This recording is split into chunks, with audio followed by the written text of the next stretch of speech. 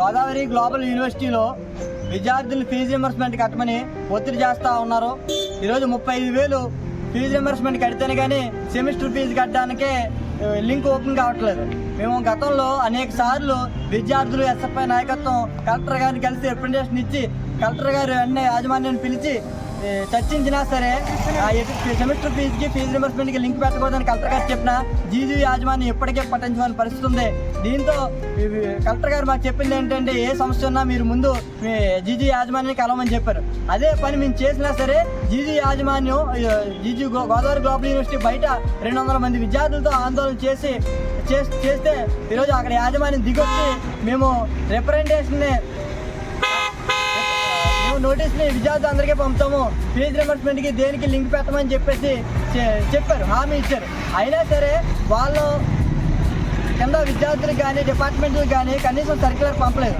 అంటే ఇది యాజమాన్యం విద్యార్థులు ఆందోళన చేస్తే పైకి వచ్చి హామీ ఇస్తుంది తప్ప ఈరోజు కిందకి హామీని అమలు చేసే పరిస్థితి కనబడట్లేదు. కలెక్టర్ గారు చెప్పిన నిబంధనలు కూడా జీజీ యాజమాన్యం పాటించట్లేదు.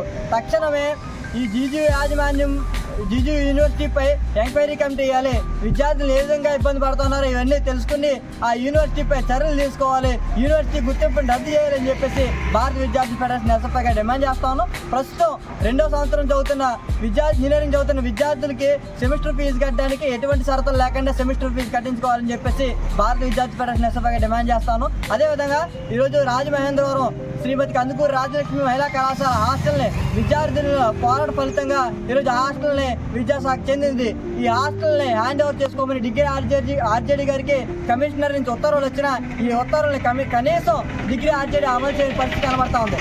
మేము అడుగుతా ఉన్నాం, విద్యార్థులు అంత పెద్ద ఎత్తున పోరాటం చేసి హాస్టల్ని స్వాధీనం చేసుకునేలా విద్యాశాఖ స్వాధీనం చేసుకునేలా పోరాడి ఫలితాన్ని సాధించింది. ఈ హాస్టల్ని కనీసం మీరు ఉత్తర్వులు వచ్చినా సరే స్వాధీనం చేసుకునే పరిస్థితుల్లో డిగ్రీ ఆర్జేడీ ఉన్నారు. ఈ డిగ్రీ ఆర్జేడీపై చర్యలు తీసుకోవాలి. తక్షణమే ఈ హాస్టల్ని విద్యాశాఖ డిగ్రీ ఆర్జేడీ గారి స్వాధీనం చేసుకోవాలని చెప్పేసి భారత విద్యార్థి ఫెడరేషన్ ఎస్ఎఫ్ఐగా మేము డిమాండ్ చేస్తాను. ఈ 2 అంశాలపై ఈరోజు కలెక్టరేట్లో గ్రీవెన్స్లో వినతి పత్రాలు ఇవ్వడం జరిగింది. డిఆర్ఓ గారికి ఈ సమస్యని త్వరలో పరిష్కరిస్తామని చెప్పేసి హామీ ఇవ్వడం జరిగింది. నా పేరు వై భాస్కర్, ఎస్ఎఫ్ఐ తూర్పుగోదావరి జిల్లా అధ్యక్షుడు.